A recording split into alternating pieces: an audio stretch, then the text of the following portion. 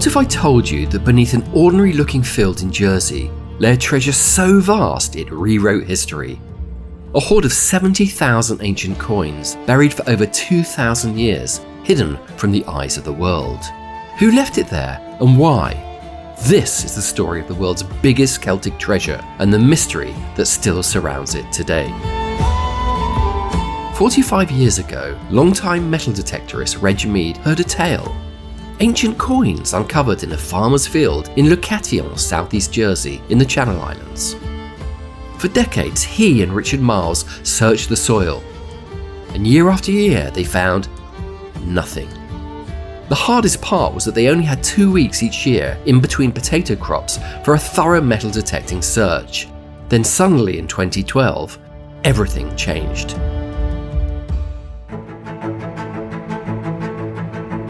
One day that January, the magic happened. Reg and Richard hit pay dirt, a handful of silver coins in the field in Locatillon.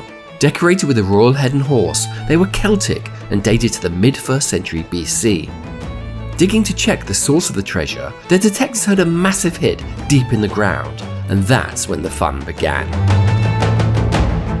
A dig set up by Jersey Heritage uncovered the mother of all treasures. At arm's length depth, 70,000 silver coins belonging to the Coriosolitai tribe of northern France. Jewellery and their crown jewels, 11 golden neck rings called torques. It was the largest Celtic hoard ever discovered. The finds were scientifically recovered, conserved, and went on display in Jersey. The state awarded Reg, Richard and the landowner £4.2 million. But why was it there? Why was it never recovered? To answer that enigma, we need to rewind the clock 2,050 years to the times of Asterix and Obelix.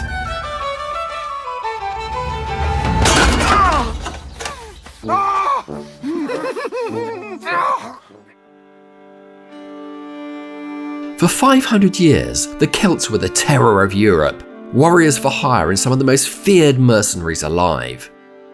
In 390 BC, they stormed Rome, the first warriors to ever take the city. The Romans bought them off, £1,000 of gold, just to make them go away. The Celts dealt in war and diplomacy with Alexander the Great and turned on Greece itself, raiding the sacred oracle at Delphi. To Rome and Greece, the Celts were a living terror, wild, unpredictable, playing by no rules but their own. They collected heads as trophies, nailing them to their doors, and they fought with blind rage.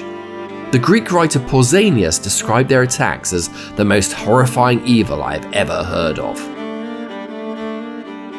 Legends claim the marauding Celts massacred entire cities, ate the flesh of the dead, and drank the blood of babies. Women chose death over capture, and they feared just one thing: the sky falling on their heads. The stories are deeply gruesome, but are they true? The Celts left no written records. What we know only comes from their enemies' point of view. Propaganda? Probably. By the 1st century BC, everything changed. Rome was now a superpower. Playing war games was no longer safe, so the Celts turned to trade. The lands rich in iron, gold, tin and salt. They became middlemen between the cold north and Rome.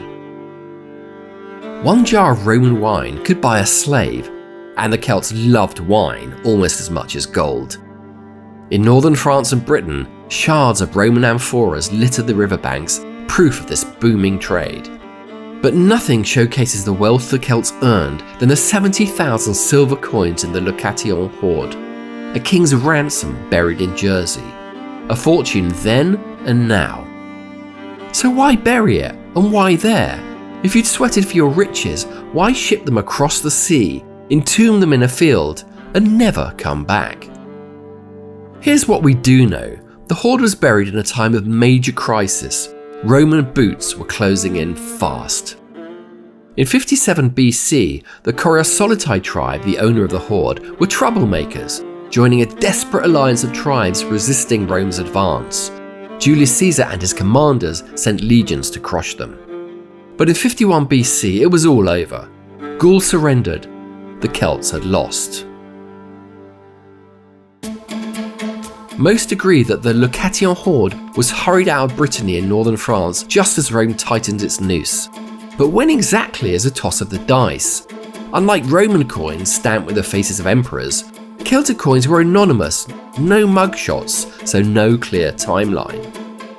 The hoard's coins were likely minted in the early 50s BC, maybe buried in the 40s or even the 30s BC. But one thing is for sure, whoever hid this fortune was living through a time of war, upheaval, urgency and terrible fear. The Gallic Wars sealed their fate. And yet the biggest mystery isn't when the hoard was buried, it's why. Jersey has almost no Celtic archaeology, no settlements, no strongholds, just coins. So why ship your wealth to an isolated island? Maybe that was the whole point. Nearby, Guernsey was a major stop for trade between France and Britain. But ports meant officials, spies, and loose lips. Perhaps Jersey was safer, far from prying eyes. Did some families flee here as Rome crushed their homeland? A safe refuge, or just a last resort? When the hoard was excavated, research discovered something surprising. 2 separate collections. Richard Miles realised that one was mixed with jewellery, the other purely coins. One from Brittany, the other from closer to Normandy. 2 different origins.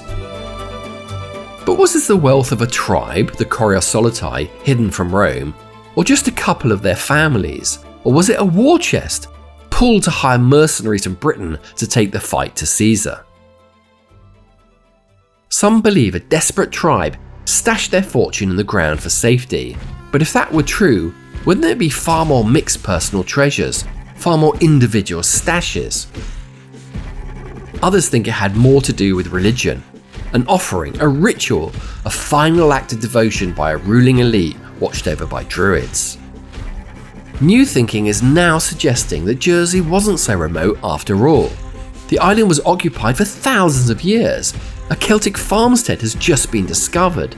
The bay below Leucation was a safe haven, and Jersey a bustling trade hub. And right next to the Celtic hoard, a Roman treasure was found too. A coincidence? Or proof this land was far more important than many think? Ancient hoards are often linked to temples. Could Leucation have been sacred ground, a place where wealth wasn't just hidden but venerated? Archaeologist Dr. Hervé Duvel-Gatignon and the Société Jerseiaise have turned to the latest technology, scanning the buried landscape with magnetometry and electromagnetometry to see what lies beneath. It's the closest archaeologists can get to X-ray vision. And the results? Linear patterns, structures, signs of an ancient settlement, maybe even a temple. The location was not chosen randomly in the middle of nowhere, Hervé told Wreckwatch. In many cases, hoards of this type were deposited within Celtic temples. This sacred ground could also explain why the hoards were never looted or retrieved. The fear of angering the gods, of being cursed for eternity, may have been a strong reason, preventing any attempt to recover such a significant hoard of precious metal. The Celts weren't the only ones who thought Jersey was sacred. For thousands of years, a massive Neolithic tomb right above the hoard's location at La Hougue-Bie has dominated this land. A place of ancestors, a place of power. Sacred history may very well explain why the Coriosolitai chose this spot to bury their riches. And not just one hoard. 4 others have been found in the same field since 1957. Thousands more Celtic coins have been uncovered across the island. A Gallo-Roman temple still stands on one of the most exposed and mysterious parts of the coast. Jersey wasn't just another island, it was a place of legend, perhaps a place of prophecy.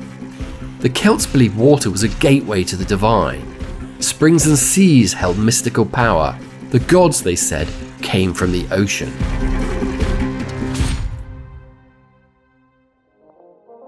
So was Leucation more than just a hiding place from Julius Caesar and Rome? Was it a final plea for survival, a gift to the gods, great treasures in exchange for victory? Perhaps Reg Mead and Richard Miles's hoard was never meant to be found, never meant to be returned to at all. What remains today is a colossal Celtic treasure, an enduring mystery, and a spectacular window into a lost civilization with the echoes of a desperate end time. To enjoy more about the wonders of the Jersey Hoard, don't miss the latest special issue of Wreckwatch magazine, all about the Location Celtic Hoard, and it's out now. Thanks for watching Wreckwatch TV. If you enjoyed this dig into history, like, subscribe, and turn on notifications so you never miss a thing. And until next time, from the shores of Jersey, deep down, we care.